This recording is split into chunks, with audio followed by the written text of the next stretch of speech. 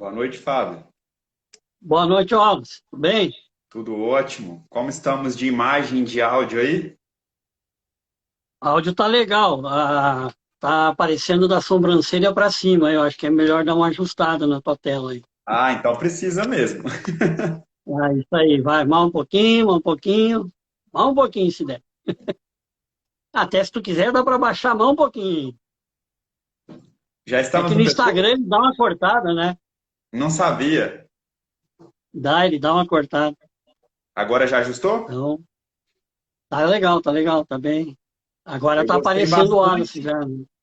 Então tá bom, gostei bastante desse fundo representativo aí hoje. Não, tem as minhas.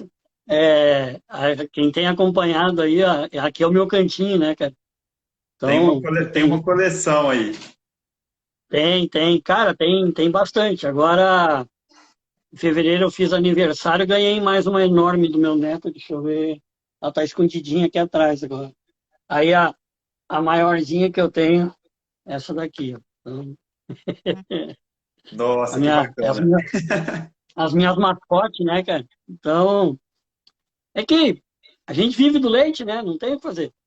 Então, Exatamente. e como eu não tenho a oportunidade de ter a minha propriedade, eu tenho essa propriedade aqui, né? Olha, eu vou falar que eu estou tentando começar uma propriedade, mas lá eu acho que eu tenho menos do que essas aí, viu, ainda. Mas, cara, assim, ó, tem muita boa propriedade com pouca vaca, né? Então, a gente tem a oportunidade de ver muita boa propriedade com pouca vaca e ser bastante eficiente. E tu acredita que eu estava numa feira agora, há 2 semanas atrás, e os camaradas entrou uma família inteira, assim, para me fazer uma pergunta. Eu estava na frente do equipamento de ordenha lá que a gente estava expondo. E aí o camarada, me fez uma pergunta sobre uma pequena lesão no teto da vaca, né? Aí eu perguntei se era num teto só, se era em mais alguns tetos, em quantas vacas tinha. Não, é uma vaca só. Mas quantas vacas vocês têm? Duas.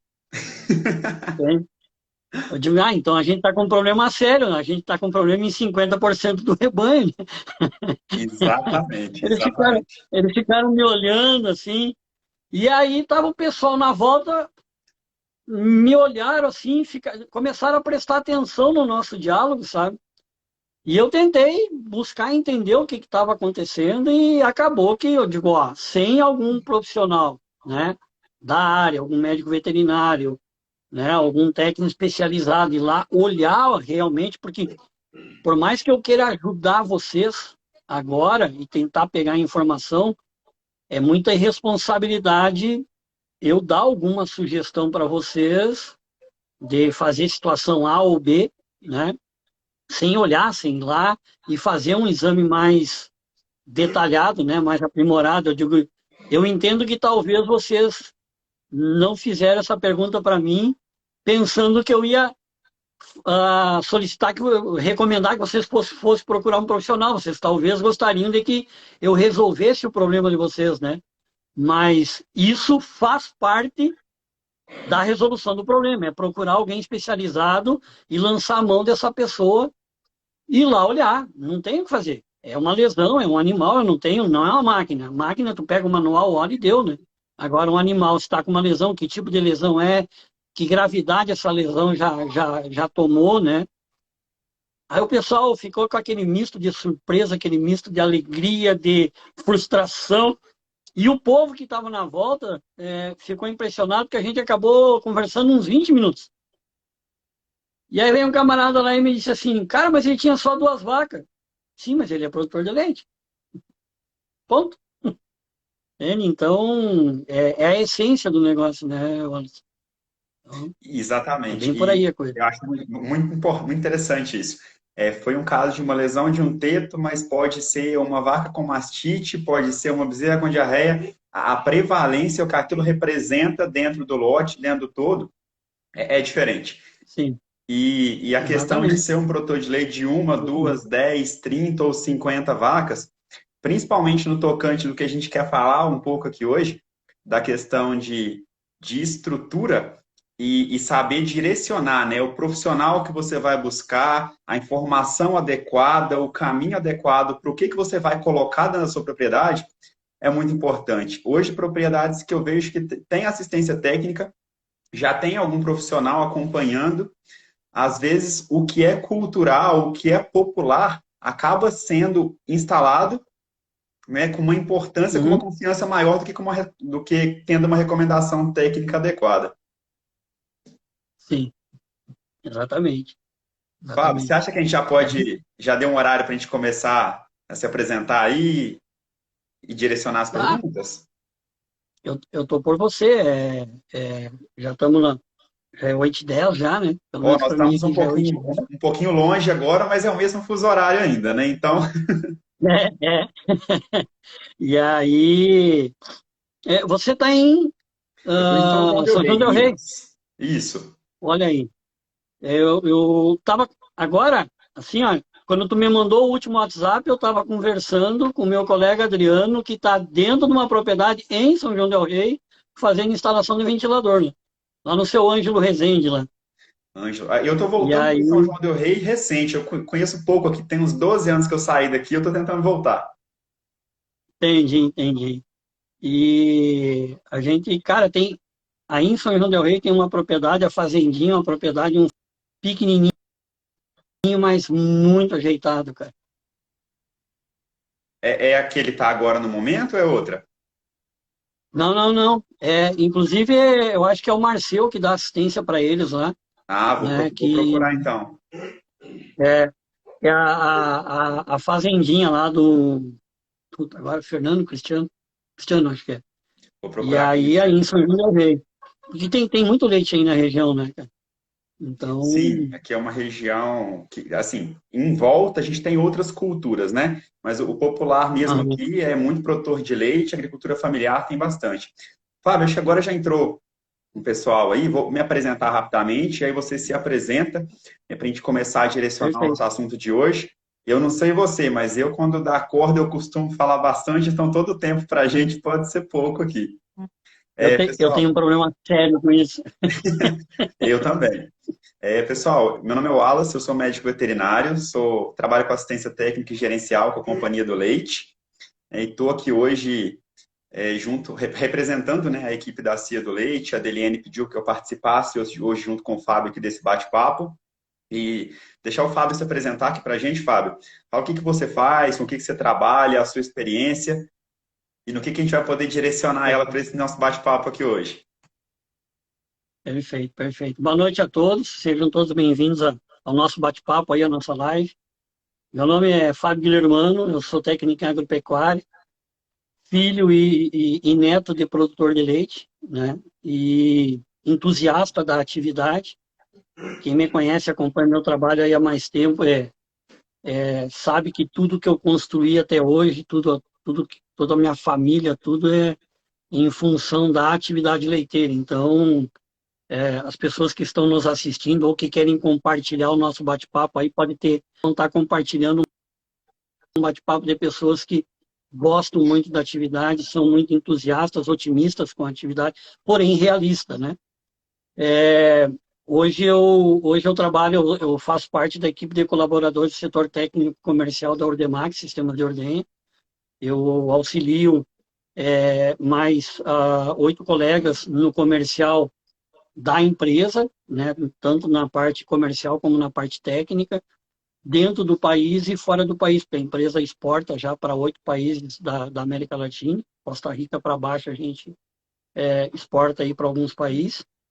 E toda a parte técnica, todo o material técnico, toda a divulgação do trabalho, e que essa demanda vem, as pessoas que procuram a nossa equipe, procuram o trabalho do Fábio Guilhermano no sentido de buscar auxílio, né, de buscar algum entendimento num propósito, numa ideia, num projeto, num objetivo. As pessoas que têm nos procurado, a gente tem feito todo esse trabalho aí de forma incansável a munir as pessoas na maior quantidade de informação possível para que elas tomem a decisão mais correta para buscar resultado no que ela quer fazer, né? Independente do tamanho da propriedade, independente de que raça está trabalhando. independente do sistema de produção que a pessoa adota. Por isso que eu tomei a liberdade de usar esse exemplo recente da feira, que ou seja, a gente deu atenção para um camarada que tinha 2 vacas. Ele merece a atenção, né? E tanto quanto as propriedades com maior número de vacas, ditas grandes propriedades, né? Então, a gente atende muita grande propriedade, propriedade com alta tecnologia, propriedade com alta eficiência, né? E é o que eu costumo dizer, o nosso tema de hoje, né? Tecnologia de ponta, né? Que basicamente as pessoas acham que só pode ser utilizada em grandes propriedades, mas elas podem ser utilizadas em propriedades de menor porte, né? Eu não gosto muito de falar grande ou pequena propriedade, sim, com mais vaca ou menos vaca, né?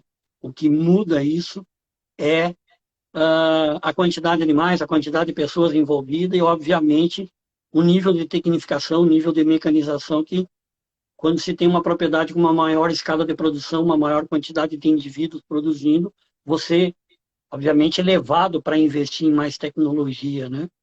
E só que eu acho que a grande mensagem que a gente precisa deixar no início do nosso bate-papo não que a gente levanta algumas bandeiras, é que a grande parte das grandes propriedades, tidas como grandes propriedades, propriedades de grande porte de hoje, boa parte delas não começaram grandes, né? Elas começaram pequenas. Exatamente. E por que que elas têm o tamanho que elas têm hoje? Primeiro, porque tinham um objetivo muito bom, muito bem definido, né? Porque planejaram muito bem, né? Ou foram levadas a planejar num determinado momento, ou realmente planejaram muito bem esse crescimento, mas principalmente sempre buscaram uma assessoria técnica de qualidade, né? Elas não chegaram onde chegaram sozinhas.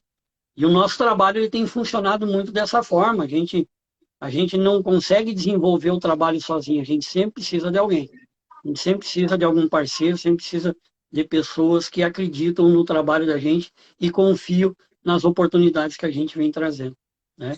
Me alonguei Ótimo. bastante aí, já passei de apresentação para opinião e assim foi um pouco, né? Não, mas tocou um ponto muito importante, né? Em questão de existir ou não existir, um segredo para as propriedades terem conseguido chegar onde elas chegaram hoje nesse nível de trabalho. E às vezes a gente tem uma ideia um pouco equivocada do que é uma tecnologia de ponta. Né? A tecnologia de ponta, ela não é necessariamente o nível de mecanização, de maquinário que a gente consegue colocar na propriedade.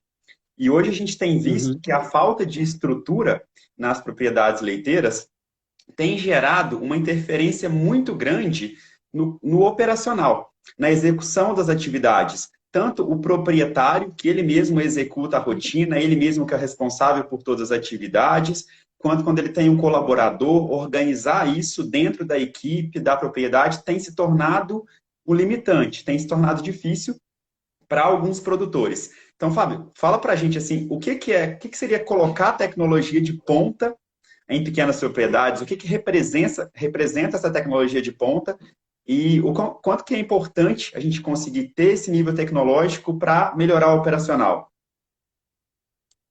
Eu acredito e tenho muita convicção nessa narrativa que a gente vai abordar hoje, porque hoje, inclusive, eu fiz uma postagem, né, de como é a evolução de uma pessoa na área profissional e de como é a evolução do produtor como produtor de leite, né? E nessa postagem, ela tem fotos da década de 90, né? Então, lá, quando estava se falando em silagem, estava se falando em ensiladeira, estava se falando em qualidade na criação da terneira, da bezerra, né? Estava se falando em implantação de leguminosa para ter banco de proteína verde no campo, sabe? Então, a gente teve a feliz oportunidade de participar de toda essa transformação. Eu lembro que lá em 93, quando eu comecei a trabalhar num posto de recepção e resfriamento de leite, foi a transferência da captação de leite na banca para o tanque a granel, para a coleta granulizada. Foi de 93 para frente. E a gente teve a oportunidade de participar intensamente disso. Por isso que a gente tem no nosso DNA, sim, acredita muito nas tecnologias de ponta, porque a gente ajudou a disseminar, desenvolver, a testar, a errar e ajudar a construir uma correção para as tecnologias que se tem hoje, né? Cara, eu tive a oportunidade, por um exemplo, de coordenar na região onde eu trabalhava na época, que eu sou natural de Cruz Alta, né? Uma cidade mais no centro do Rio Grande do Sul, e eu coordenava na região que eu atuava um banco de compra centralizada de sêmen bovino. Então, entrega, seleção dos touros e tudo mais. E aí, o que se olhava nas provas dos touros, né? Ah, número de filhas, confiabilidade, repetibilidade, herdabilidade e tudo mais. Mas tudo isso, enquanto maior era o número de filhas, maior era a idade do touro, maior a quantidade de doses vendidas, mais tinha a confiança em você investir num determinado valor naquela dose de sêmen. Hoje a gente está indo entre 12 a 13 anos já do genoma, né? Então não precisa se investir tanto em criar, em desenvolver e analisar um touro, ter tantas filhas, compilar um monte de dados que a bezerra nasceu, tu vai lá, faz uma coleta de material genético, dali um pouquinho tu já tem o resultado do que geneticamente ela pode produzir. E não é algo tão caro, é acessível a qualquer propriedade. Ah, mas eu não consigo fazer avaliação genômica no meu rebanho, mas pelo menos sabe qual é a genética disponível, que todas as empresas têm genética boa, mediana e regular, vamos dizer assim, né? Para fazer melhoramento genético de rebanho. E esse cara, se ele quiser, que ele tem 2 vacas lá, se ele quer, ele pode usar a mão dessa tecnologia. E a gente está falando de uma tecnologia de ponta, que se investiu bilhões de dólares para se ter isso à nossa mão, e não tem nem 2 décadas de utilização, estamos recém entrando na segunda década disso estar presente no Brasil, né? Uma correta criação da bezerra, da terneira, né? Todo o cuidado os cuidados ali na hora do parto, a desinfecção do umbigo, colostragem correta, avaliação de um bom colostro, se evoluiu muito nessas tecnologias e que são tecnologias assim, ó, que se dá uma atenção imensa nas propriedades de grande porte, porque é daí onde começa o resultado de tudo e que pode ser utilizado nas pequenas propriedades. Criar de forma correta a terneira, né?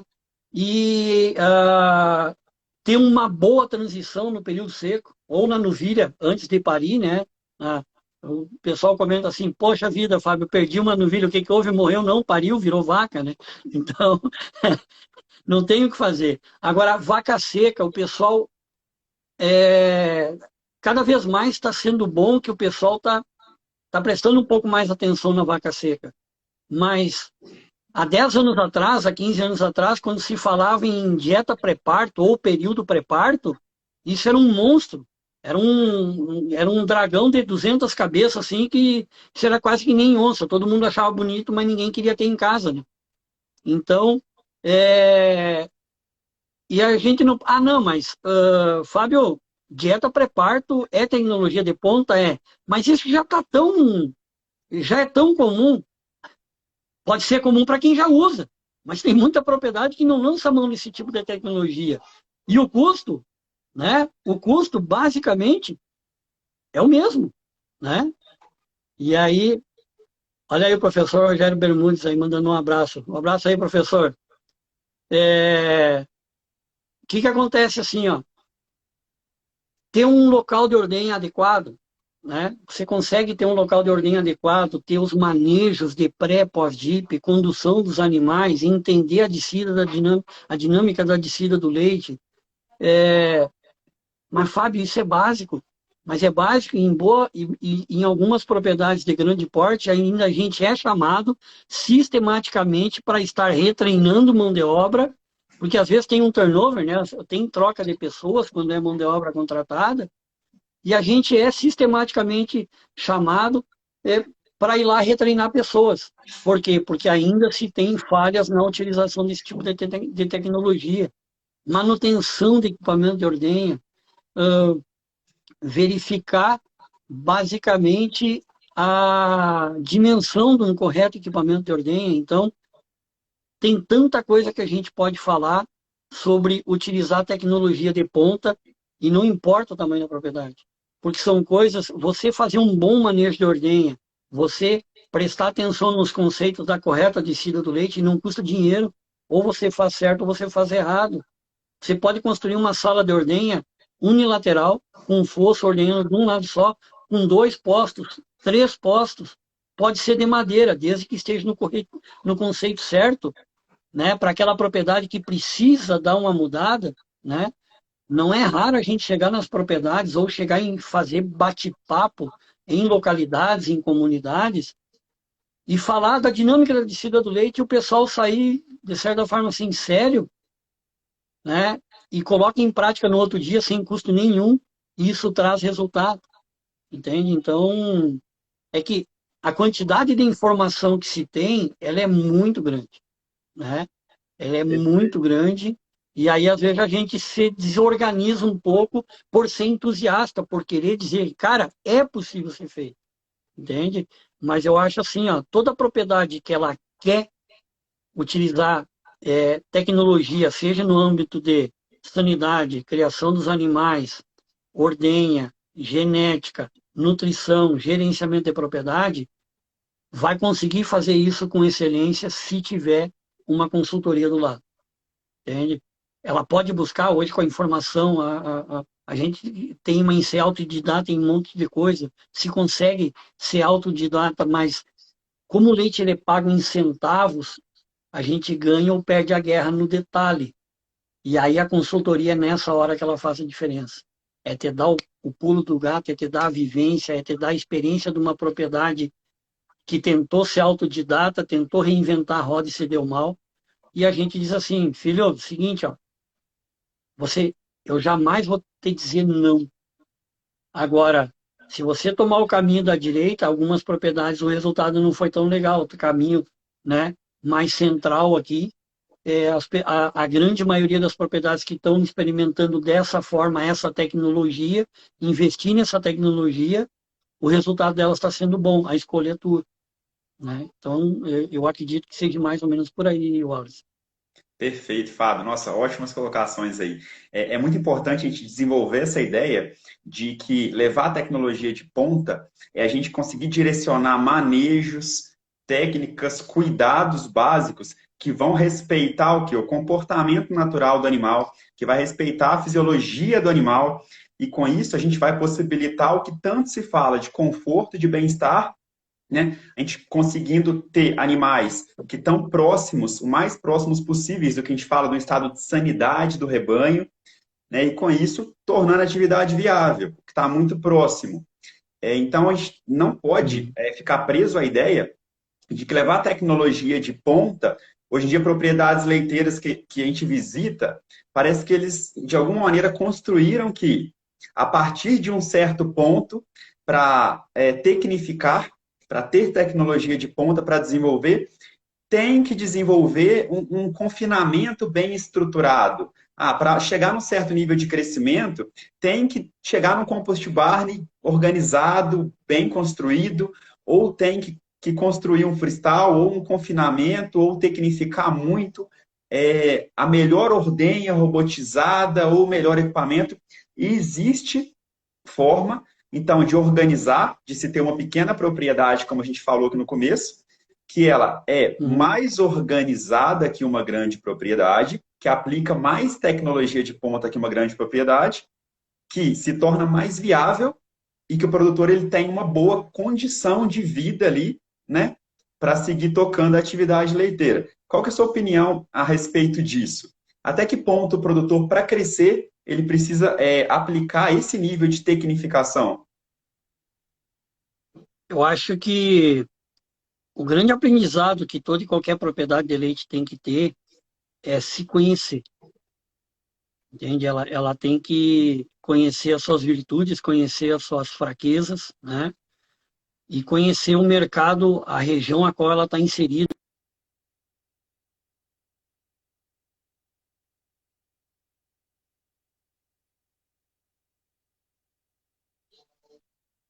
Certo, hoje é porque ela, independente de ter característica de mão de obra familiar ou mão de obra contratada, cada vez mais as propriedades que estão ficando na atividade e estão tendo resultado, elas estão começando a pensar com toda a característica familiar de pequena propriedade, de propriedade de pequeno porte, mas com um nível de administração de planejamento empresarial, né? Buscando metodologias empresariais para utilizar, né? E eu concordo com você. Embora a grande parte do mercado hoje me conhece como o Fábio do conforto animal, né? O Fábio que fala muito bem de compost barn, de freestyle, de equipamento de ordenha. Eu sempre digo para todo mundo que tem dúvida, é o seguinte, você precisa primeiro se conhecer, entender o que pode estar acontecendo, buscar conhecer o que você pode melhorar no sistema que você já tem, tentar extinguir todas as possibilidades de utilização e do sistema que você já tem hoje, ele pode te dar, porque, é, porque a grande barreira é o investimento, né? Quando se fala em confinar a vaca, independente do porte, né, que a gente vai fazer um barracão, ele tende a, enquanto menor, ser mais caro por unidade alojada, né? Enquanto maior ele vai crescendo, o investimento ele avulta mais, mas por unidade alojada ele acaba se diluindo os custos. Mas tem muita propriedade que não resolveu o feijão com arroz, o ABC da propriedade, e acha que colocar um compost barn, um freestyle, uma mega estrutura de ordenha com tecnologia vai salvar a teimosia de não resolver o que é óbvio, de não resolver o que precisa ser resolvido. Eu tenho um monte de propriedades que, e até de profissionais da área técnica que me chamam para a gente dar uma opinião ou tentar analisar fechamento de dieta de uma determinada propriedade. E aí começam a me fazer perguntas e eu começo a perceber assim que são perguntas muito vagas. Eu digo, tá, mas vem cá, quais são os elementos que tu tem para colocar na dieta? Quais são as matérias-primas que tu consegue colocar? E não tem o básico. Então não adianta eu querer fechar uma dieta se eu não tenho o básico para uma vaca ruminante absorver, né, se alimentar com essa dieta e dar o resultado que o produtor quer. Aí esses dias eu escutei uma assim, não, mas é que o cara comprou X tonelada de tal subproduto e eu sou obrigado a usar. Eu digo, cara, então puxa a cadeira e senta junto para chorar junto com ele. Porque enquanto ou ele desiste de usar isso, ou enquanto ele estiver usando isso, tu não vai fechar uma boa dieta. E dieta, né? Dieta, ela é uma tecnologia de ponta. Você consegue entregar, né, o básico que uma vaca precisa comer, porque nós não podemos esquecer que a vaca era ruminante, ela veio no mundo para dar leite para bezerra. Nós, os seres humanos, que estamos logrando as bezerras e estamos pegando leite para nós, vendendo para tentar ganhar um pouco de dinheiro, né? Então, o Caio entrou na live aí. Boa noite, Caio. Bom, então o que acontece assim, ó? Como recomendação geral, o que eu faria? Eu tentaria estudar a minha propriedade, conhecer a necessidade das minhas vacas, conhecer a minha necessidade como produtor, dono das vacas, quanto eu preciso ganhar por mês, quanto é que eu preciso que sobre por mês para mim tocar a minha família, para mim manter a minha propriedade com rentabilidade, mas tentar esgotar tudo que eu preciso esgotar dentro do sistema que eu já tenho hoje. A partir do momento que não tem mais para onde crescer, ou gargalo de ambiente, de barro, de complicação da estrutura, onde isso começa a ser realmente o gargalo, estudar. Eu tenho a possibilidade de fazer um investimento, se não para 100% das vacas, para parte dela, quando eu pagar isso, eu elevar isso para todas as vacas, né? Aí começar a utilizar a possibilidade, pensar na possibilidade de confinar. Entende? Teve pessoas que nos procuraram que, entre nos procurar e fazer o confinamento, tiveram um hiato de 2 anos. Por quê? Porque existia uma possibilidade boa de ainda ele evoluir no sistema que já possuía. né? E teve propriedades que, depois que a gente sentou e teve a oportunidade de fazer um diagnóstico, que é o seguinte, tu teria que ter feito ontem já esse confinamento, entende? Então, então eu acho que é se conhecer. A propriedade ela tem que ser dar a oportunidade de se conhecer, confiar num profissional que ela possa, quase que como o cara católico confia no padre para se confessar, né? Dizer, tia, eu tenho até um pecado aqui, mas eu preciso resolver ele. Não me mostra isso para muita gente, mas eu preciso que tu me ajude a resolver, entende? E tem propriedades que conseguem ainda evoluir no sistema que já tem, né? E agora tem aquelas propriedades que não investem, não investem da forma correta, né? Que eu sempre digo, eu tenho falado isso muito, né? É muito fácil fazer certo na primeira vez, né? Os caras querem experimentar alguns investimentos, algumas ideias, tem um alter ego assim muito grande, não, eu vou fazer do meu jeito, e aí ali na frente, adaptar a instalação é uma má saída, entende? Ah, mas não quero perder isso. Há quanto tempo o senhor tem? Eu tenho há 25 anos, me custou caro. Mas, cara, em 25 anos, se não se pagou, o cara já tinha saído da atividade. Então, se vai pensar em confinar, faz a coisa certa. Não importa o tamanho, pode ser pequeno, mas faz com os conceitos que precisa ter para buscar resultado. Pode ser de madeira, pode ser de metal, pode ser de concreto, pode ser a mistura de tudo isso, mas fazer do jeito certo. Mas jamais partir para o confinamento sem esgotar as possibilidades que o sistema que já tem hoje possam te dar e te trazer rentabilidade. Às vezes tu não está conseguindo porque você está sendo teimoso. Você está sendo egoísta em não deixar algum membro da tua família fazer uma atividade que ele poderia fazer mais eficiente que você, e você, por querer mandar em tudo e dizer que eu sou o cara, não deixa as pessoas desenvolver a propriedade como poderia, né? Isso também para as grandes propriedades, o recado é o mesmo.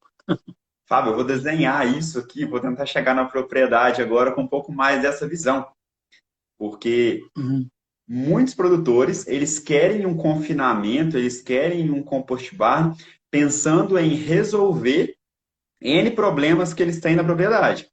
Então, se você não conseguiu realmente esgotar tudo que você pode tirar de bom e adequar no seu sistema, talvez não é mudando de sistema que você vai conseguir alinhar tudo, né? Você vai seguir com os mesmos erros, ou às vezes agravar algumas coisas que você já tem na propriedade. Isso é perfeito, é uma maneira muito legal de se chegar e tentar organizar.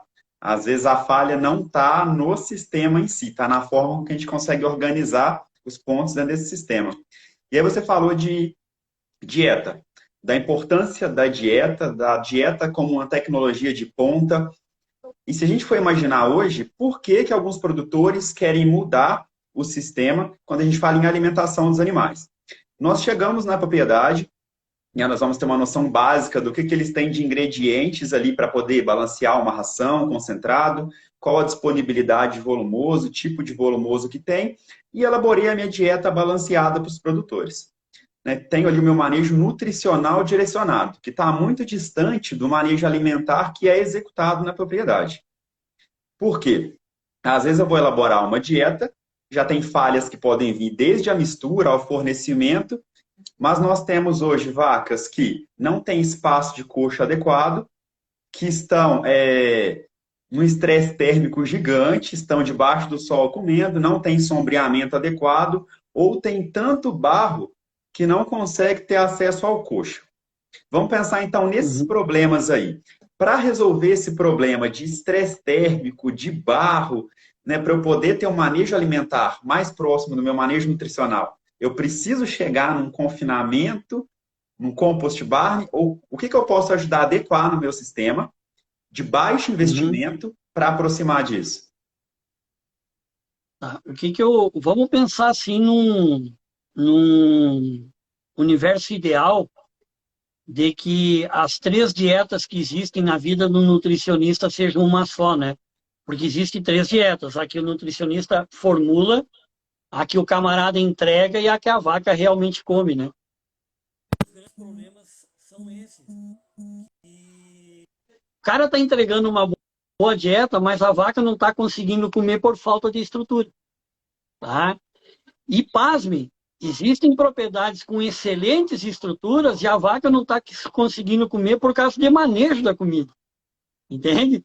Então, se ele construir uma estrutura, né, que ele vai investir uma bela grana e não tiver o manejo, por um exemplo, de varrer a comida para a boca da vaca algumas vezes do dia, a vaca vai ficar sem comida tanto quanto se ela estivesse no barro, né?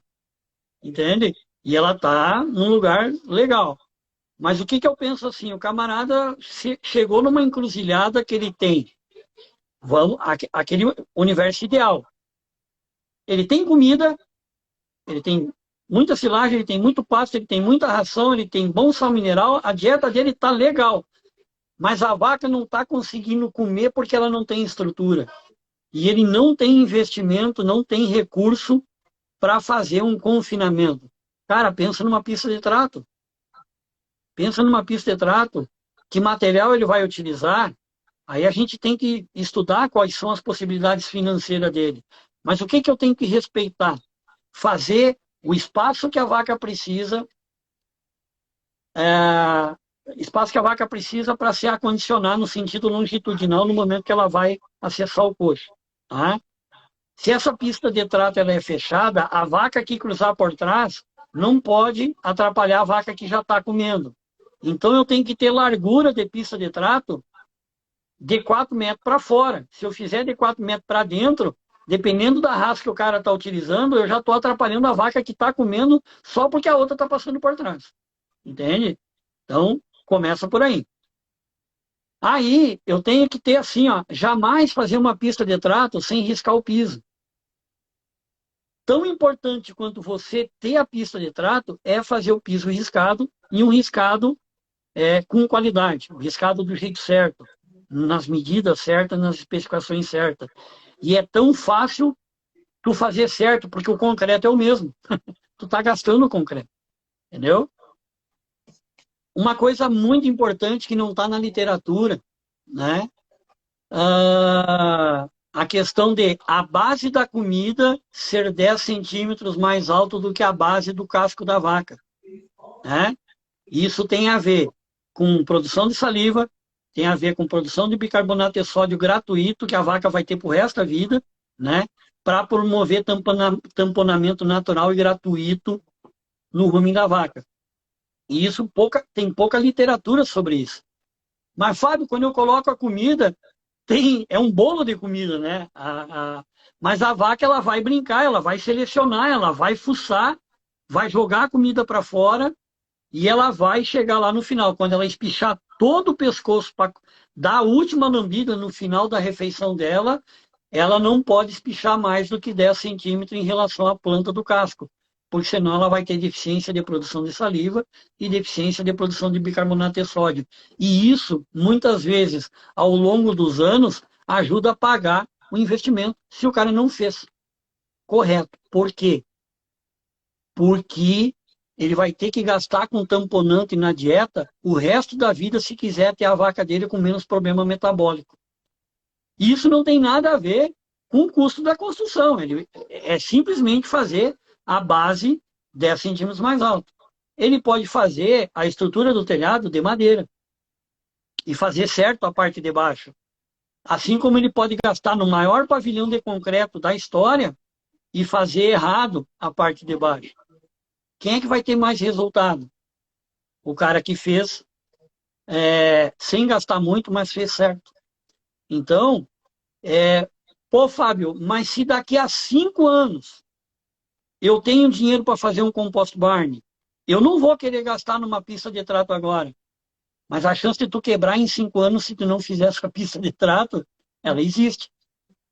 E a chance de você fazer um compost barn ou um freestyle daqui a 5 anos, com a pista de trato ajudando tu diminuir as perdas na tua propriedade, ela é mais viável, né?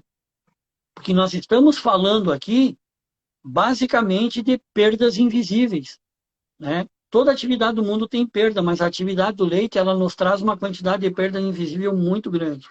Então, se eu cheguei numa propriedade que construiu um estoque de comida muito bom, tem um nutricionista, ele está fazendo uma dieta, o cara está entregando a dieta, mas a vaca não está perdendo a dieta para o barro, está perdendo a dieta para pedra, está perdendo a dieta para não conseguir com que o cara tenha a condição de juntar aquela comida que a vaca jogou para frente e trazer para a boca dela de novo. A falta de uma estrutura, por mais simples que ela seja, mais bem construída, está interferindo diretamente no futuro ou na permanência dessa propriedade na atividade leiteira. Nossa, Fábio, perfeito. E é realidade de muita propriedade. E quando a gente pensa em, às vezes, melhorar um pouco da estrutura, a gente está falando da pista de trato, em dar condição para que a dieta formulada seja realmente a fornecida e a que a vaca vai comer. E se a gente pensar em questão de ambiência, outro problema que a gente tem muito é a falta de sombreamento para as vacas. Só que, além da falta de sombreamento, às vezes a gente tem a construção de uma forma de sombreamento artificial ou natural que acaba trazendo mais problemas. Né? A gente colocar Sim. uma sombra fixa ou plantando árvores em uma disposição errada ou a espécie errada. Quais os principais erros que você tem visto aí na hora de escolher entre uma sombra natural, artificial, e quais as suas principais dicas para os produtores quando eles quiserem melhorar a área de sombra para as vacas? O que acontece assim, ó, quando você pretende fazer uma área de construção de sombra artificial, a gente tem que entender alguns princípios que isso serve muito também para quando você vai confinar. Você tem que respeitar leste-oeste, tá? Porque a orientação de qualquer telhado para gado de leite, ele tem que ser no leste-oeste, porque o sol vai estar passando por cima. Então, a chance de tu ter sombra, independente da hora que tu vai estar colocando as vacas ali dentro, ela vai estar na sombra, tá? Como a gente vive no hemisfério sul, né? Se eu me parar, né, de frente para o norte, né, o sol vai estar sempre, ou seja, meu braço direito para a nascente e o meu braço esquerdo para o poente do sol, ao meio-dia o sol vai estar batendo no meu olho, né? Vai estar acima, mas vai estar batendo no meu olho. A minha sombra vai estar para trás de mim. Por quê? Porque a gente vive no hemisfério sul. Então, se possível, além de fazer no leste-oeste, a pista de trato, onde a vaca vai estar comendo, ela tem que estar com a traseira para o norte. E a cara dela, a cabeça dela, para o sul. Porque daí, se tiver entrada de sol, que não deveria ter, né? Tipo, na refeição das 11 da manhã, das 2 da tarde, das 3 da tarde, que pegue mais para trás da vaca do que na frente. Porque se pegar na frente, vai atrapalhar, vai rebater no piso, dependendo do piso que o cara tem. Se choveu, deu uma garoa, ficou molhado e abriu o sol, então as vacas não comem porque a luminosidade atrapalha ela. Então, isso são detalhes que o cara está investindo e, às vezes, corre o risco de gastar o dinheiro errado por não ter esse tipo de orientação. E, de novo, isso é detalhe. Isso é detalhe que, às vezes, eu tenho grandes propriedades que fazem grandes investimentos e não se atentam a esses pequenos detalhes. Tá? Então, esse eu acho que é um ponto.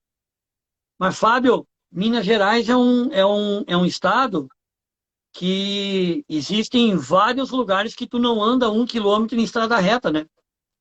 Ou não anda 1,5 quilômetro sem estar subindo ou sem estar descendo alguma coisa. Né? Aqui no Rio Grande do Sul, Santa Catarina também é assim, algumas regiões do Paraná, em todo o Brasil tem isso, né? Mas principalmente aí que vocês têm a grande produção sediada na parte da Serra da Mantiqueira, né?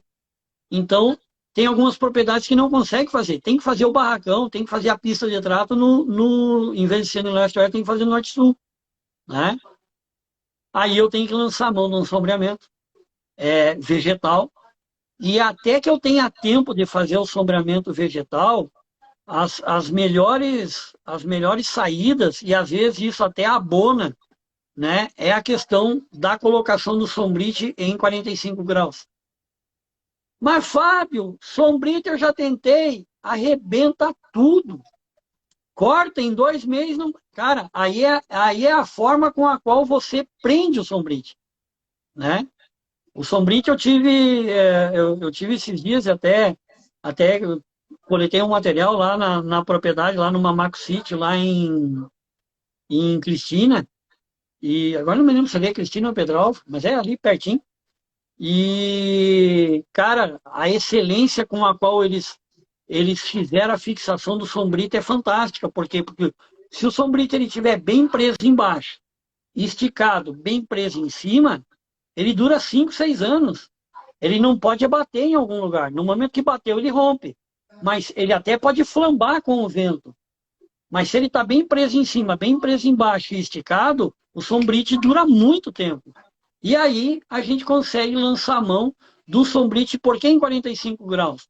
Porque em 45 graus vem a chuva, quebra a gota pesada, escorre pelo sombrite e não molha a comida, se for o caso, ou não molha as vacas, se for o caso. Até que você tenha a oportunidade de colocar alguma vegetação perto. Não, não é perto, porque depois que crescer, se der uma ventania, destrói o teu telhado. Mais longe, de preferência não utilizar nada que tenha fruto adocicado, porque no verão isso é um problema, tapa de inseto, né? Tem que ser árvores que tenham uma boa incidência de folhas no inverno, e no outono elas realmente ficam só os galhos, caiam todas as folhas. Tá, mas tu não tem a sugestão de uma espécie, cara, é muita irresponsabilidade minha, eu tenho que saber o que árvore nessas características na tua região, na região que a propriedade está, oferece essas vantagens de cultivo, né? Ou seja, sombra no verão e totalmente dessombreado no inverno, né? Então, um erro muito comum que o pessoal comete na construção da pista de trato é pensar que vaca é suíno, né? Que tem que fazer declive no sentido lateral. Cara, no sentido lateral, a pista de trato ela tem que ser em nível. Ela tem que ter desnível no sentido longitudinal, no mesmo sentido que está o riscado, né? E o outro equívoco que o pessoal comete é aonde vai a comida, o cara querer fazer o coxo, né? Botar meio tubo, fazer trapézio. Ah, porque se a vaca tirar a comida, bate lá na parede e volta, eu não preciso varrer. Não existe isso. Se fizer botar uma tábua com 1 metro de largura, a vaca vai jogar a comida para fora. Quando você faz isso em 90 graus, até bem como está a minha mão, assim, arredondada, para não dar quina, né? Para não ficar ali sal mineral, pó de ração, faz arredondadinho e deixa 1% a cair para fora, para onde passa o trator. Se chover na lateral do barracão, vai molhar a comida? Vai, mas na hora que parar de chover, a água vai escorrer, ela não vai ficar naquele coxo. E aí, dependendo da situação, se choveu num canto do barracão, aquela água vai molhar a comida lá até o final da pista de trato. Então, são pequenos detalhes que tu pode fazer numa pista de trato simples, construída de madeira, se for o caso, mas o pé direito dela tem que ser no mínimo de 4,5 metros a 5 metros, mesmo numa pista de trato solteira.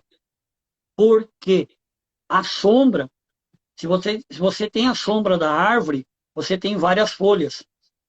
Uma folha e uma telha de aluzinho com um brasilite, uma fibrocimento, uma telha de barro, as duas promovem sombra. Mas a telha, ela não ataca 100% da irradiação solar. Então, a irradiação solar desce até 3 metros. Como eu tenho folhas, a folha 1 passa, a 2 passa, 3 passa, 4 passa, as folhas vão segurando a irradiação solar. Se tu deixar a vaca escolher um telhado de uma pista de trato ou uma árvore, a vaca para de comer e vai para a sombra da árvore, se tu fizer o pé direito baixo. Agora, se tu fizer o pé direito alto, que dê 3 metros, uma vaca da raça holandesa tem em média 1,52 na altura da cernelha. 1,52 mais 3 dá 4,52. Então, se eu fizer, eu tenho que fazer o pé direito, né, aonde está o fim da telha, no mínimo 4,5 a 5 metros, para que a irradiação solar não espante a vaca que esteja na sombra.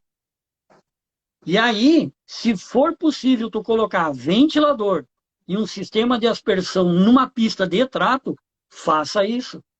Faça isso. Por quê? Porque a vaca, ela não soa que nem o Fábio Guilhermano aqui, ó, tá? Ela precisa de ajuda para se resfriar, né? E aí, a gente já falou isso, e podemos falar isso em outro momento, que estamos falando muito mais de estrutura, né? Mas se for possível estabelecer um sistema de resfriamento de vaca com água e vento numa pista de trato solteira, faça isso. Ah, mas aí eu não consigo ter comprimento. Pode fazer uma pista de trato dupla, né? Trator no meio, comida, comida, vaca, vaca. Ou uma longitudinal, trator, comida, vaca e maior comprimento. Entende? Acho que de uma Muito bom, forma Fábio. bastante sucinta seria isso.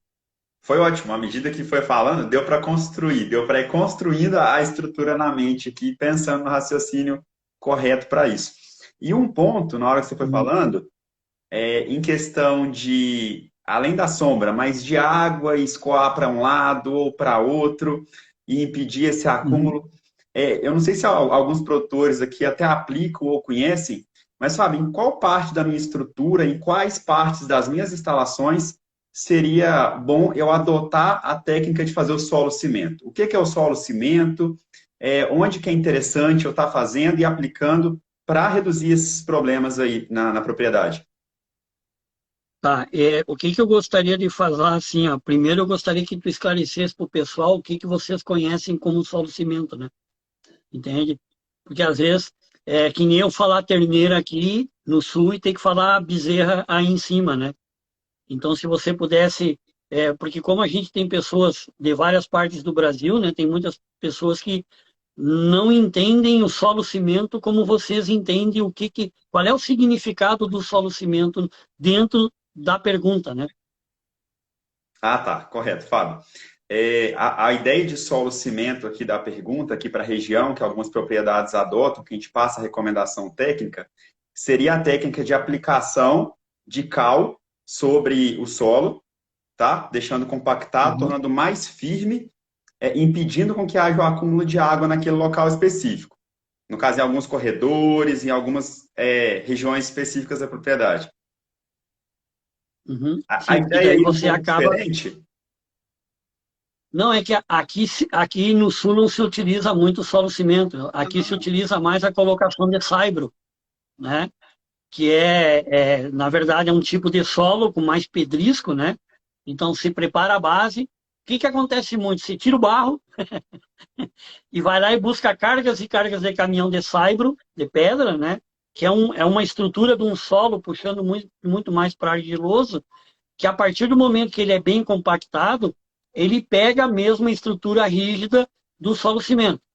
Ou seja, o solo cimento que você comenta aí que o pessoal usa muito para o Sudeste, é o fato de fazer essa mistura, né? E a partir do momento que tu tem a caiação do solo, e quando ela pega umidade, ela passa pelo processo da reação química e isso aquece, né? E esse aquecimento que promove a mesma impermeabilização que o nosso saibro daqui promove, entende? Então, o objetivo é o mesmo, é deixar o local onde as vacas transitam com maior frequência ou permanecem ou de uma forma mais aglomerada, da forma mais firme possível, sem utilizar o concreto, né? Entende? Então, o que que acontece assim, ó? Eu acho que qualquer atitude que você precisa tomar para eliminar barro da propriedade, você tem que fazer, tá? Porque aí vem ao encontro muito da questão da própria prevenção da mastite, né? E você tem que ter consciência que o barro ele começa aonde termina a tua intervenção, seja com concreto, seja com saibro ou seja com solo cimento, tá? E essa questão da declividade da utilização da água na pista de trato, eu acabei me passando e não comentando contigo. Quando você faz uma pista inclinada no sentido lateral, tu se obriga a colocar água em todo sentido longitudinal da pista para limpar ela. No momento que você faz a pista no sentido transversal em nível e dá uma queda só no longitudinal, se tu jogar 200 litros d'água aqui, lá no final vai chegar aos mesmos 200 litros d'água, ele não corre para lado nenhum. Então, tu gasta 5 a 10% da água que tu gastaria se tu fizesse com uma declividade. Tá? É óbvio que eu não vou jogar água no saibro-cimento, né? Saibro ou no Ou solo no, ou cimento? no- ou no solo cimento ou no saibro. Então, o que que acontece? É, a partir do momento que o cara lança a mão do solo cimento ou do saibro numa pista de trato, né, ele tem que fazer o gerenciamento da condução disso. Porque o concreto ele me dá a possibilidade de eu estabilizar essa diferença de altura da comida, né? No momento que eu utilizo o saibro ou o solo cimento, o ambiente, né, o esterco, a urina, vai fazendo com que eu possa começar a ter diferenças disso, né? Então, a partir do momento que o cara lança a mão desse tipo de material para economizar, ele tem que, para dar certo, ele tem que estar em constante manutenção, ele tem que repor. Ele não pode deixar chegar no ponto crítico de ter vaca atolando, ele não pode chegar no ponto crítico de ter buraco. Então, ele tem que fazer a manutenção. Aí vale a pena fazer a seguinte conta. Quanto vai custar o início do solo cimento ou do saibro e quanto vai custar uma manutenção ideal disso, para que eu tenha sempre as mesmas características? Será que não vale a pena eu fazer um esforço e já partir para o concreto riscadinho? Porque tu não tem como riscar o solo cimento. Tu não tem como riscar o saibro. A chance de uma vaca estar em cima dessa estrutura e montar na outra por causa de cio, por exemplo, existe. E aí a chance dela escorregar e você ter todos aqueles malefícios do escorregão tá no seco. Tá? Tô falando, inclusive, escorregar no seco. Porque pode acontecer. Né? Algo que um concreto riscado não quer dizer que a vaca não vai escorregar, mas o dano da escorregada é bem menor e a chance dela escorregar é menor. Então, fazer essa avaliação, o quanto vai me custar o início do solo cimento, o início do saibro, e pensar nesse universo ideal de fazer a manutenção correta. Se esse custo, ao longo de 1, 2 anos, vai chegar no custo de você colocar um concreto, busca um recurso com juros subsidiado, com um prazo mais elástico, e faz o concreto da forma bem feita desde o início, que tu vai gastar uma vez só. Mas Correto. eu vou fazer assim, e vou fazendo, aí o provisório vira eterno e tu tá há 8 anos fazendo a mesma coisa e reclamando que tem que repor solo, cimento ou saibro na pista de trato. Às E vezes a isso gente não acontece. faria isso numa estrutura principal, mas às vezes em corredores de acesso, né? Corredores de acesso a Sim, sim. piquetes, corredores de acesso à pista de trato, essas áreas em torno. Uhum.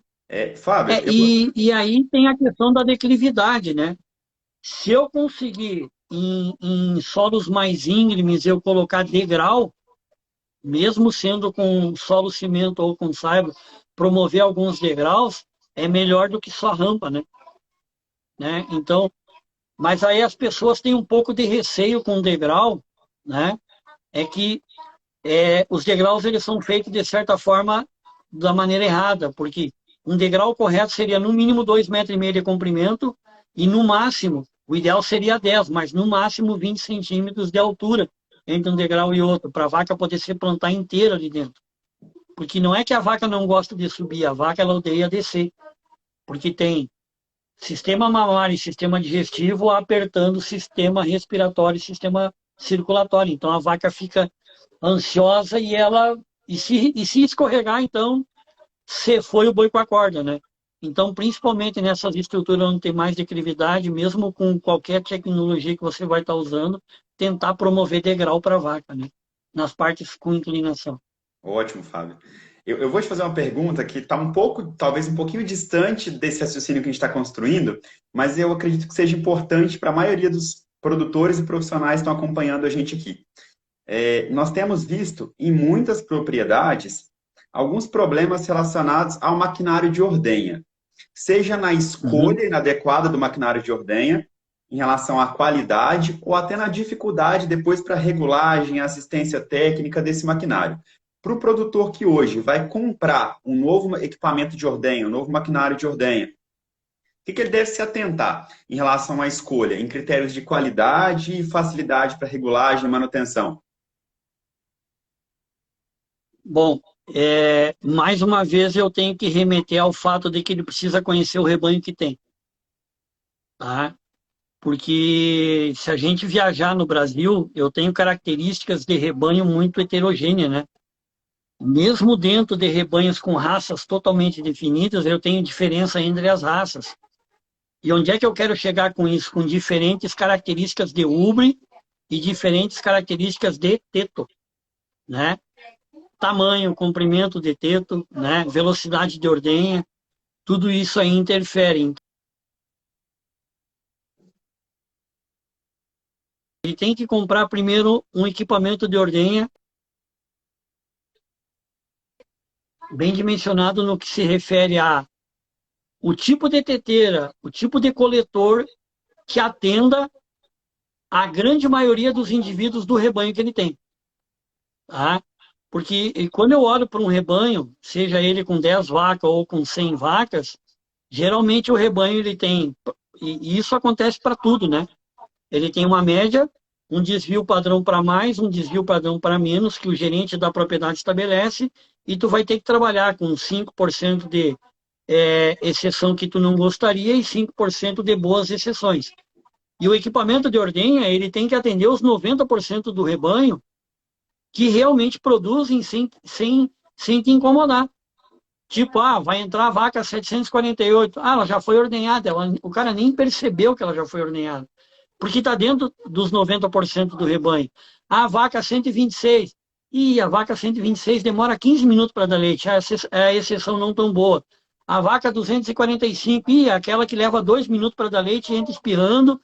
Eu não vou comprar um equipamento de ordenha para essas duas vacas. Eu tenho que comprar para 748, que está dentro dos 90%. E isso não só no equipamento de ordenha.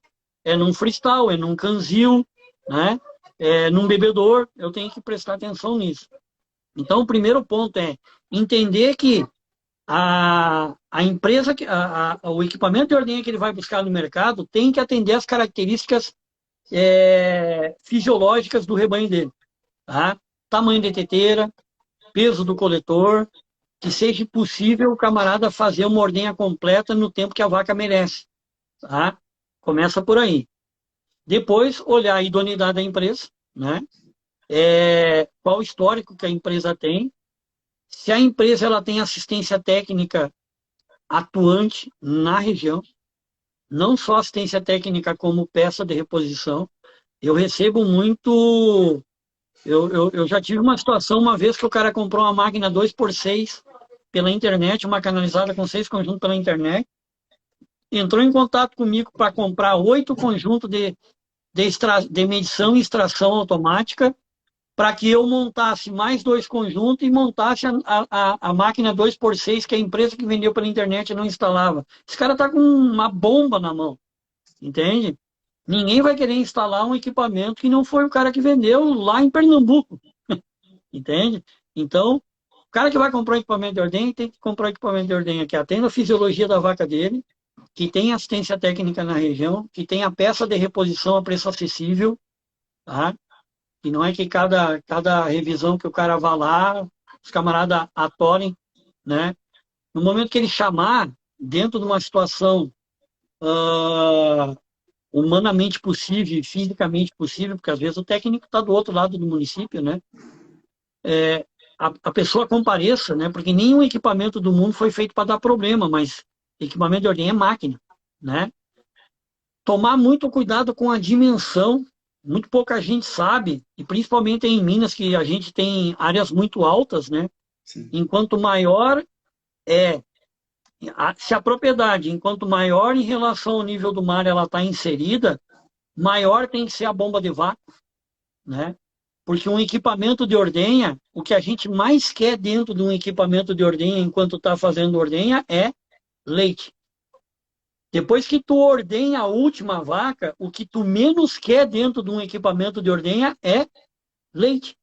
Por quê? Porque ele se transforma em impureza quando tu termina a ordenha. Isso é tão importante que, para tu fazer um processo de higienização correto e deixar a máquina limpa e desinfectada para a próxima ordenha, ela precisa de muito mais vácuo para higienização do que para ordenhar. E existem muitos pecados no mercado que, para o cara baixar preço na hora da compra, vende máquina para tirar leite, não máquina para ordenhar e para ser higienizado, porque vende com bomba de vácuo subdimensionada. Tá? Óbvio que os componentes de reposição têm que ter uma durabilidade técnica razoável e com preço compatível. Mas, principalmente, o equipamento ele tem que ser muito bem dimensionado para a necessidade da propriedade, seja ela em quantos conjuntos tem, né? E, se possível, sempre comprar equipamento de ordenha, quando eu falo em canalizada, múltiplo de 4, se possível. Porque é comprovado cientificamente que uma pessoa com razoável habilidade, ela consegue administrar até 4 conjuntos, né? Indo lá atender a primeira vaca, vindo atender a última, até 4 conjuntos não automatizados, ela sozinha. E se eu automatizar, ou seja, eu colocar o sacador automático de teteira, uma pessoa consegue atender até 8 conjuntos. Existem dados que falam que se eu tenho uma pessoa, 4 conjuntos, e o cara para aumentar, diminuir o tempo de ordenha, aumentar a velocidade, o número de vacas que entram e saem da sala de ordenha por hora, coloca o 5º conjunto, ele cansa muito mais rápido, e até 25% do rebanho sofre com sobreordenha, só por ter colocado um conjunto a mais. E aí o investimento que ele fez, o resultado foi totalmente ao contrário. Ele piorou o sistema de ordenha dele por colocar um conjunto a mais. Por um a Entende? mais. E às vezes a gente quer corrigir os Por um nossos a problemas de qualidade do leite, quer controlar a mastite, gastando um percentual da sua margem aí com antibiótico, com produtos de ordenha, tentando controlar só no tratamento, com a terapêutica, e a gente está pecando justamente no planejamento e na manutenção do maquinário, né? Fábio, você falou em um ponto Exatamente. muito importante, do que o colaborador, do coordenador, ele vai dar conta de fazer dentro da rotina. Quando a gente pensa Uhum. na sala de ordenha adequada para o sistema, adequada para aquela propriedade, eu tenho que pensar não só na sala de ordenha adequada para as vacas, mas na sala de ordenha adequada que facilite o operacional. Então, quais os principais Sim. detalhes que eu tenho que me atentar assim na construção da sala de ordenha? Para respeitar a fisiologia, para respeitar o comportamento da vaca, mas para que eu possa Uhum. cobrar do meu ordenador, do colaborador, toda a rotina e manejo que ele tem que realizar, porque ele tem condição para fazer isso. Eu já tive algumas infelizes oportunidades de perceber alguns equipamentos de ordenha, porque quando vai se fazer qualquer construção, e pelo amor de Deus, eu respeito toda e qualquer profissão, eu respeito todo e qualquer profissional. Mas às vezes o profissional que vai fazer a construção, ele tem algumas teimosias e interfere diretamente no resultado de uma sala de ordenha ser bem construída ou não. Tá? E eu já tive em situações onde o cara queria fazer com que a vaca fizesse uma curva para entrar na rampa da ordenha. E eu dizendo, insistindo para ele que não poderia ser feito daquela forma, mas eu já fiz mais de 10 salas dessa forma. Alguém reclamou? Não, mas tu já voltou lá para saber ou não? Também não. Entende? Porque, mais uma vez, as pessoas às vezes querem adaptar o que já tem para não perder um telhado de 25 anos e constrói uma sala de ordenha mal construída e ele vai pecar para mais 25 anos. Até a terceira geração dele vai ordenhar mal e as vacas dele vão ser mal ordenhadas. O que é isso? Uma sala de ordenha, ela precisa ter o espaço mínimo necessário para a vaca da raça que ele tem na propriedade, seja ela definida ou não definida. Quando o cara tem uma raça não muito definida, o desafio aumenta, né? Porque quando tu vai construir uma sala de ordenha, uma pista de trato, tu está falando de estrutura fixa, tu não consegue mudar muito, né? Existem alguns acessórios que tu até conseguiria fazer isso, mas são pouco usuais. Então tu tem que estudar a característica do rebanho para determinar o posicionamento das vacas, né? Hoje existe muito ordenhar pela frente, pelo lado ou por trás, determinar de que forma vamos ordenhar, porque isso interfere no sistema produtivo. Existe uma tendência no mercado a fazer com que a grande maioria das construções façam ordenha numa sala de ordenha por trás, porque a ordenha fica mais curta. Não é uma obrigatoriedade, eu estou falando que isso é uma tendência, né? Mas aí muda todo o conceito construtivo, muda a necessidade de deixar espaço para fazer uma correta instalação do equipamento de ordenha. Por quê? Porque se eu vou ordenhar por trás e vou colocar o sacador de teteira, eu tenho que deixar espaço sobrando no fundo da sala, porque a estrutura do braço sacador tem que estar para trás da vaca. Se eu vou fazer ordenha pelo lado ou pela frente, esse espaço do futuro sacador automático de teteira, ele tem que ir para frente da vaca. Então, são alguns detalhes que eu preciso entender que tipo de equipamento eu vou instalar. Tá? A altura do pé do ordenhador para o pé da vaca é muito importante, né? Isso, a média padrão é 80 centímetros, né? Existe uma concavidade na rampa ali, onde a vaca sobe, para o ordenhador colocar o pé, né? Ou você faz ela reta e investe numa cantoneira de fosso para distanciar o ordenhador da parede, ou você faz a parede com uma estrutura ou trapezoidal. É melhor fazer ela trapezoidal livre, porque muita gente faz só um criador de sapo embaixo, né? Faz só uma concavidade e aquilo ali serve para criar sapos, ficar escuro e criar problema, né? Então, mas respeitar a altura padrão. Pô, Fábio, mas aqui na minha propriedade todo mundo baixinho, cara.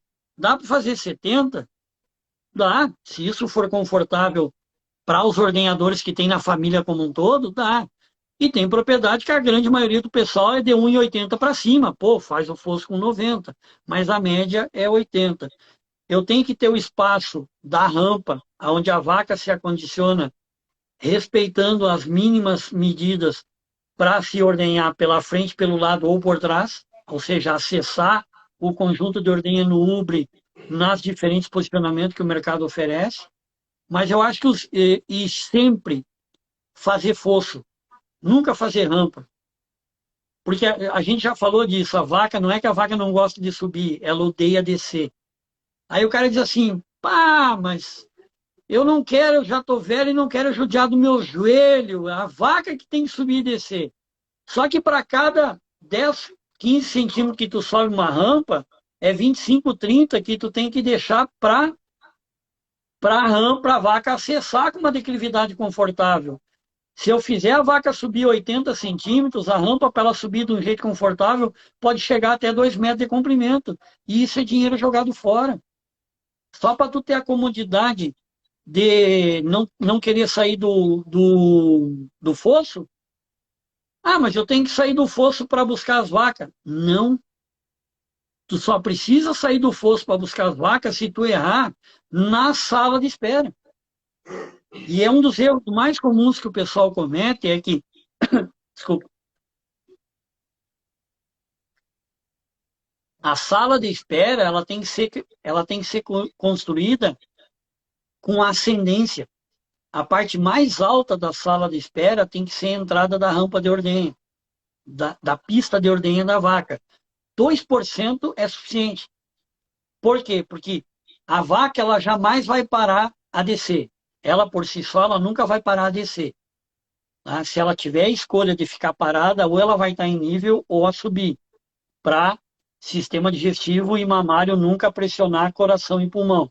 Então ela vai estar sempre a subir. Se a sala de ordenha da forma com tendência, a vaca vai estar olhando para o ordenhador, a vaca vai estar olhando para a ordenha. Mas o que o pessoal faz? O pessoal traz o ralo no meio e faz a sala de espera em descendência. A vaca vira a cabeça e fica de costa. E lá no fundo da sala de espera, todo troca de terno, toda troca de lote de ordenha, o camarada tem que sair do fosso e lá dar tapa em focinho de vaca para fazer a vaca fazer a volta para poder trazer. Isso já interfere em produção de adrenalina, já não baixa direito a ocitocina e aí já vira um caos. Só porque ele errou e tentou economizar na quantidade de tubo para fazer o escoamento e aproveitar um ralo só. Entendeu? Então, a pista da sala de espera tem que ser em ascendência e ela também tem que ter o piso riscado. E isso em qualquer tamanho de sala. né? E a capela onde vai acondicionar os equipamentos, você tem que ter um entendimento do que o equipamento precisa para se proteger. Eu vou fazer as vacas entrar e sair de uma forma reta? Tenho essa possibilidade? Tenho. Não precisa ter parede e não precisa ter capela. O equipamento vai na parede, né? Agora, se a vaca tem que dobrar para a esquerda ou para a direita, eu vou ter que ter uma capela, vou ter que ter uma parede atrás, e essa medida é 1,20 m, não é 1,50 m e não é 1,10 m. Porque com 1,20 m, desde que eu tenha as larguras corretas, cruza uma vaca de 700 quilos, de 800 quilos ali atrás.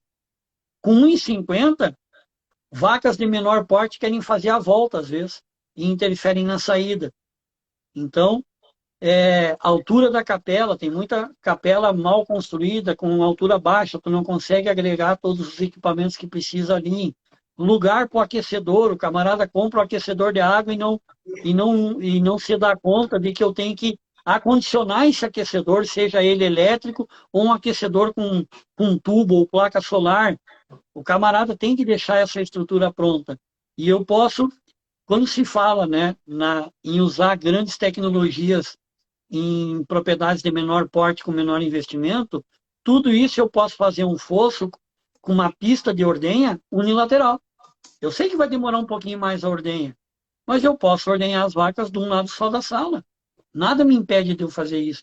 Existem boas salas com medição eletrônica de leite, com sacador automático de teteira, com software de gerenciamento de propriedade embarcado na máquina unilateral. Entende?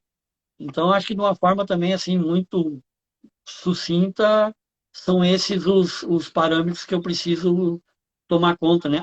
Uma coisa importante, a declividade do piso onde o ordenhador está pisando, você tem que ter inteligência de jogar a água para onde tu quer. Mas se eu falei que é 80 centímetros, é 80 centímetros do início ao fim, no sentido longitudinal em nível. Porque às vezes o camarada faz a vaca subir e o piso do cara, então tu começa com 80 centímetros e termina com 1,10, ou vice-versa. Então, no sentido longitudinal em nível e 1% a cair para fora, porque isso faz com que a vaca troque a pata e deixe o ubre liberado para o ordenhador. Ótimo, Fábio. Entende? Nossa, uma coisa vai puxando a outra aqui, você falando, eu estou imaginando em relação à sala de espera, à sala de pré-ordenha. E me veio assim em mente a questão polêmica em questão do resfriamento, né? Qual a sua opinião em relação aos principais detalhes de um resfriamento eficiente na sala de pré-ordenha? Eu vou usar minha sala de pré-ordenha para poder resfriar as vacas somente no momento da pré-ordenha? Quanto tempo antes ali? É válido eu levar em outros momentos para esse pré-ordenha, para o resfriamento, e voltar com ela para o local de alimentação? Bom, quando se fala em resfriamento de vaca, eu tenho que enxergar a necessidade de resfriamento de vaca de duas formas. Ou eu não deixo a vaca entrar em estresse calórico, ou eu tenho que tirar ela do processo de estresse calórico. O que é mais rentável? Não deixar ela entrar em processo de estresse calórico. Porque se ela entrou em estresse calórico e você tem que tirar ela do estresse calórico, tu já teve perda. Tá? Tu já teve perda com estresse calórico. Então, se eu tiver a oportunidade, por isso que eu frisei muito, se eu vou fazer uma pista de trato, colocar resfriamento lá na pista de trato já. Porque essa é uma opinião do Fábio, tá? Porque eu tenho consciência que muitas propriedades não conseguem resfriar na pista de trato. E por isso fazem o grande investimento, ele é mais barato, ele é mais rápido de ser feito na sala de espera, tá? Então, por isso, muita gente lança a mão de fazer resfriamento só ali. Mas se eu estou pensando em não deixar a vaca entrar em estresse calórico, eu já teria que ter o resfriamento lá na pista de trato, independente se for de um confinamento ou só a pista de trato propriamente dita. Por quê? Mais uma vez, conhecer o que a vaca precisa. Uma vaca, quando ela sai do processo de estresse calórico, que você fez um sistema eficiente, você tirou ela do estresse calórico, ela pode, de acordo com acesso à comida, movimentação, ela pode entrar em estresse calórico, em até 2 horas ela pode entrar em estresse calórico de novo. Então, teoricamente, a gente teria essa lacuna entre um banho e outro, em termos gerais. Vacas mais produtivas, essa lacuna diminui, e vacas menos produtivas, essa lacuna pode se alongar, em termos de tempo. Mas o mais gritante, o que mais preocupa o fato de eu resfriar só na sala de espera, é que os dados científicos nos falam que nenhum sistema de resfriamento direto na vaca é eficiente se ele não tiver uma ação por pelo menos 45 minutos. Ou seja, uma vaca está em processo de estresse calórico, se eu molhar e ventilar ela durante 30 minutos, é a mesma coisa que eu não ter feito nada. Não, mas ajuda. Não, não ajuda. Ajuda para mim, mas para a vaca não ajuda. Piora. Porque primeiro ela passa por um processo de querer dissipar calor, né? Porque daí o que que acontece? A água desce, passa pelo pelo, molha o couro, aquece, tira calor do couro, o vento vem e leva essa água aquecida embora. Aí você vai fazendo isso de forma sequencial até você arrancar a maior quantidade possível de calor da vaca, né?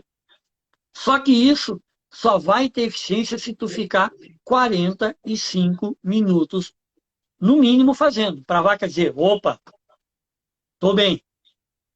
Quem é que consegue deixar 45 minutos antes as vacas sendo resfriadas na sala de espera? O que que acontece? O cara dá um banhozinho de 15 minutos, 20 minutos e parte para a ordenha. Quais são as primeiras vacas que normalmente são ordenhadas? As primíparas e as vacas de alta produção. Qual é as que precisariam de mais auxílio para se resfriar? As que mais produzem. E qual é as que ficam menos tempo no resfriamento? As que mais produzem. As que levam o benefício do resfriamento mais é os últimos lotes, quando o cara traz 100% do rebanho para a sala, e normalmente em propriedade de pequeno porte, a sala de espera já é feita para absorver todo o rebanho, né? Para não ter que estar trazendo lote. E aí o que que acontece? O cara não tem paciência de deixar a vaca 45 minutos sendo resfriada antes de começar a ordenha. Mas vamos dizer que o cara tem a paciência. Aí eu começo a interferir diretamente nas horas que a vaca precisa para fazer o ciclo diário, né? Entre comer, ruminar, descansar e dormir. Porque enquanto mais tempo eu deixo ela de pé na sala de ordenha promovendo a ordenha, menos tempo ela tem para fazer essas outras três coisas. E o que que é melhor? Por isso que eu ainda bato muito na questão. Se for possível eu começar com o processo de não deixar a vaca entrar em estresse calórico lá na alimentação e só contribuir durante a pré-sala de ordenha, eu faria dessa forma. Existem algumas propriedades que, para tentar burlar essa questão do tempo, dão 25 minutos, 30 minutos antes da ordenha, 6 a 8 minutos na ordenha e continuo dando banho depois da ordenha. Mais 25, 30 minutos. Pode? Ah, é melhor do que 25 minutos, 15 minutos só na pré-ordenha e não fazer mais nada. Entende? Então, eu ainda sou meio. Algumas pessoas que a gente começa a conversar, pô, Marco, é muito polêmico, cara. Eu tenho que dar condição para a vaca. Porque se a vaca estiver bem, o dono dela vai estar bem.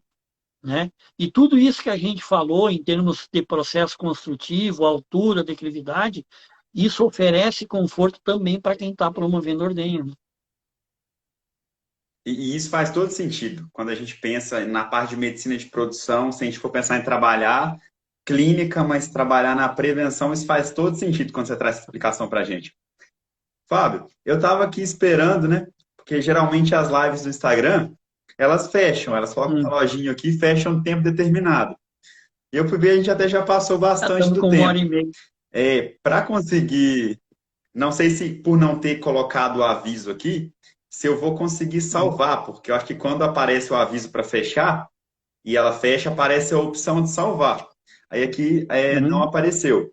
Então, nós vamos encerrando aqui, fazendo os últimos Perfeito. comentários. A gente encerra e eu vou tentar salvar ela para ver se fica acessível depois, para quem não conseguiu assistir e quem quiser acessar depois. Mas, de maneira E geral, normalmente é quando tu fecha ela que ela te dá essa opção, né?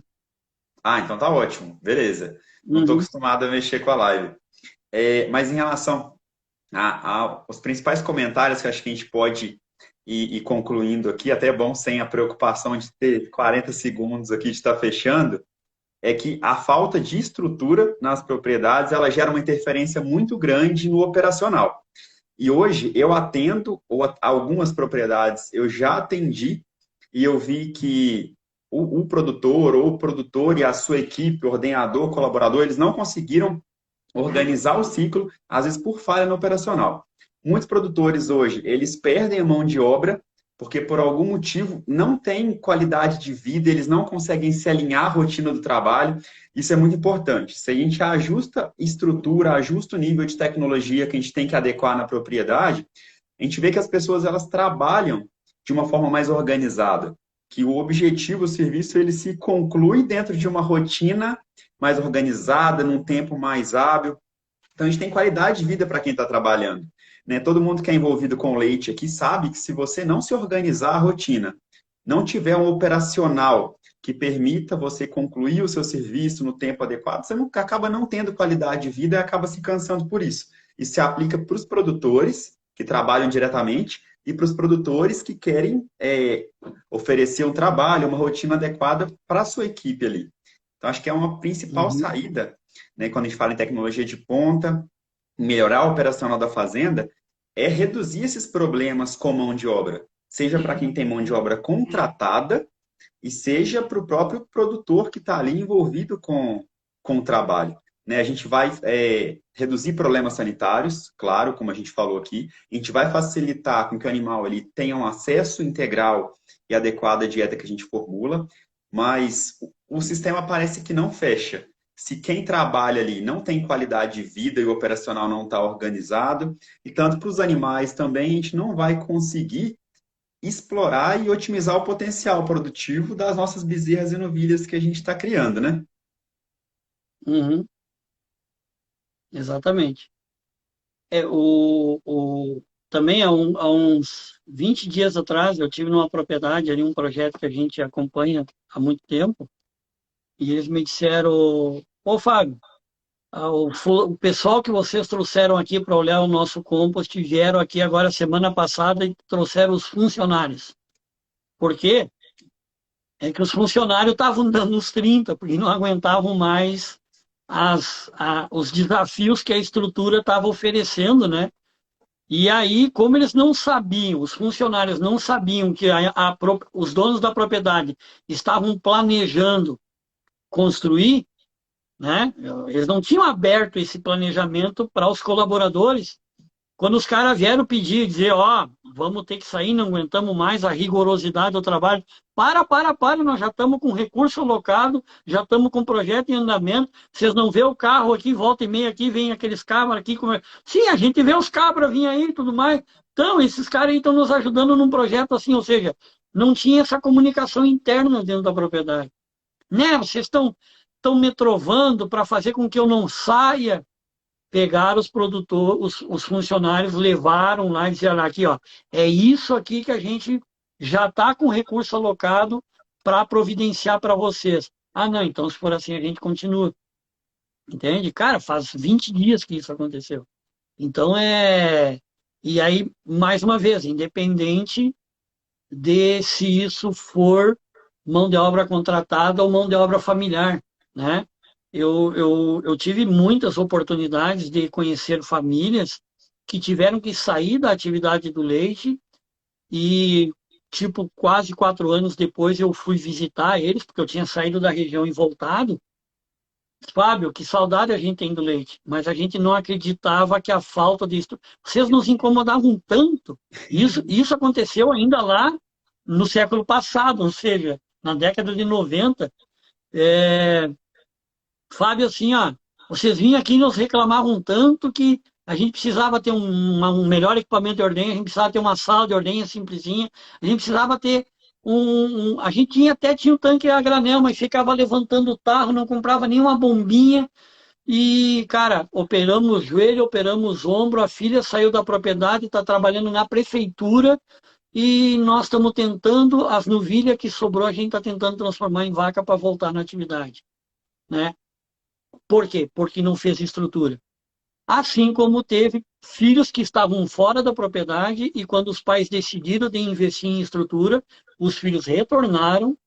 Exemplo, hoje tem uma propriedade lá, agropecuária Só Nascente em Birubá. O filho estava saindo da propriedade, hoje o filho ele tem uma empresa que faz operações na bolsa, nas horas vagas dele, e o dia inteiro ele está na propriedade, está ativo na propriedade. E ele abriu a empresa dele, que ele é corretor da bolsa. Ou seja, mas se o pai dele, a mãe dele não tivesse investido em tecnologia, talvez ele estaria investindo na bolsa, mas fora da propriedade. Entende? Então é muito marcante isso. E assim, ó, se a pessoa, mesmo depois do nosso bate-papo, as pessoas que nos escutaram ou com quem vocês forem comentar, não acreditar muito que é possível ser feito, cara, dá a oportunidade de conversar com um bom profissional de consultoria e ir fazendo as coisas de uma forma pausada, devagar e mostrando que isso dá resultado, levando em alguns exemplos que já existem, produtor conversar com o produtor, tchê, esse gordinho barbudo aí não te trovou muito, sai uma brincadeira ou outra aqui, mas a conta está se pagando? Tá se pagando. Isso que é importante. Pode levar 1 ano, pode levar 5 anos, pode levar 2 anos. Aí os caras dizem assim, eu não vou investir porque eu quero ficar mais uns 10 anos só no leite. Cara, o cara que não investir em estrutura e não colocar tecnologia de ponta que é acessível a todo mundo, numa dose de sêmen que seja, né?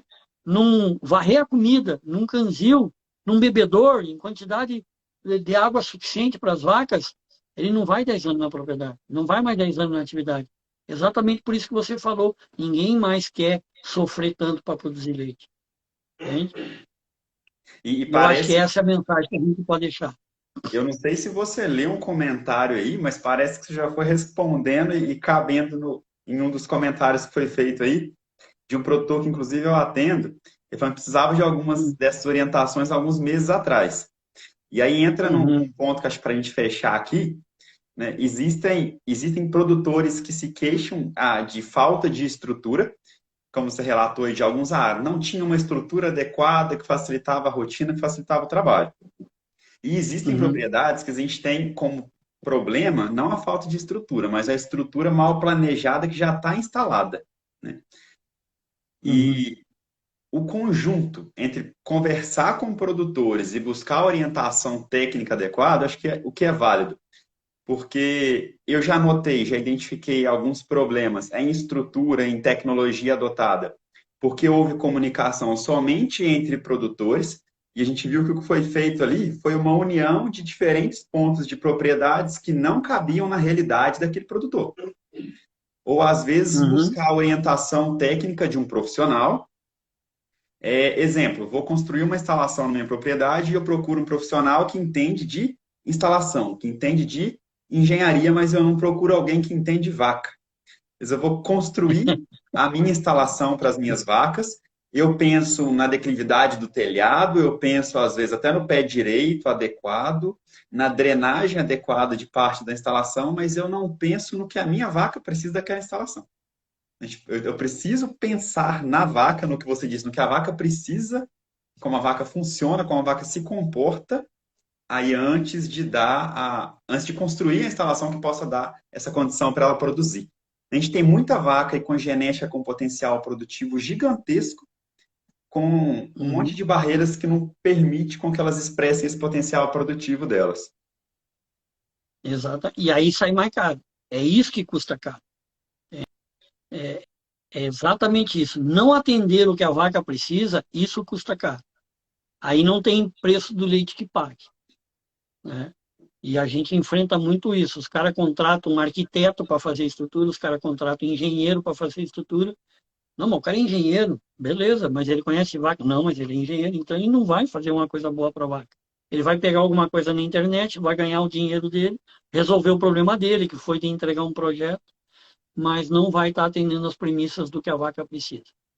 Exatamente.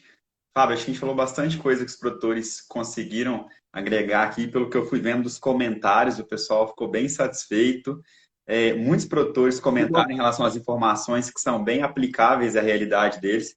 A sua experiência, pelo que eu pude conhecer mais, que agora a gente não tinha um contato a um tempo anterior, mas já traz isso porque a vivência nas propriedades de diferentes regiões faz com que muitas das orientações que você passou, elas sejam aplicáveis aqui em Minas, aí na sua região, e é de realidade também de outros produtores.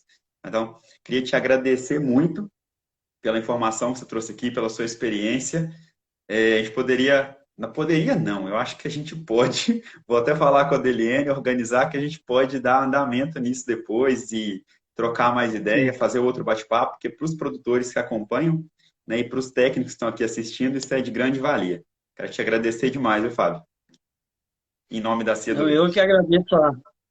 que agradeço o convite, né, a oportunidade, a confiança, né, da a própria DLN, o pessoal da Companhia do Leite, aí a gente se conhece há bastante tempo.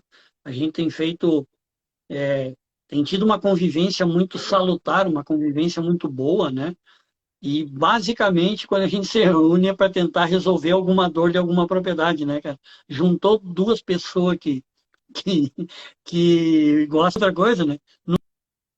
Não tem futebol, não tem mais nada é vaca e atender necessidade de propriedade.